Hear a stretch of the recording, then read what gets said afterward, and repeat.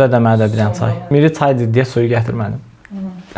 Epstein hadisəsi bir daha göstərdi ki, müasirlik azadlıq pərdəsi altında bəşəriyyətin ən iyrənc cinayətləri gizlənə bilir. Dünyanın gözü qarşısında illərdir qurulan bir şəbəkə, pulun və gücün himayəsi altında minlərlə uşaqların, qadınların həyatına son qoydu. Onların ləyaqətlərini tapdaladı. Bəs illərdir bizə barmaq silkələyib, İslam geridə qalıb, İslam qadınların hüquqlarını pozur deyən o bəzi dırnaq arası fikir adamları, ziyalılar indi haradadır? Axı bu Epstein hadisələri İslami çevrələrdə, dini dəyərlərin olduğu yerdə yox, dünyəvi elit iddiaları ilə öyünən çevrələrdə baş verib. Bir müsəlman səhv edəndə bunun bütün İslam dininə yapışdıranlar niyə bugün Epsteinin və onun ətrafındakilərin əməllərini onların sekulyar, liberal dəyərlərinə bağlamırlar? Hicablı qadına azadlığın yoxdur deyib aşağılayanlar illərdir bu adada baş verən qız uşaqlarının kölləşdirməsinə niyə kar və kör olublar? Qız uşaqlarının kölləşdirməsinə niyə kar və kör olublar? Müasirlik dediyiniz şey budurmu? Qadınları və uşaqları sadəcə bir həzz obyektinə çevirən, pulun və gücün arxasında gizlənən bu vəhşilikdirmi sizin təlqin etdiyiniz inkişaf? İllərdir ki, Richard Dawkins kimi özünü elm adamı adlandıran bəzi şəxslər tribunalara çıxıb barmaqlarını bizə tuşlayaraq qışqırırlar. İslam dini dünyadakı ən böyük pislikdir.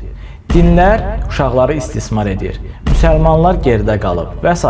Amma nə oldu?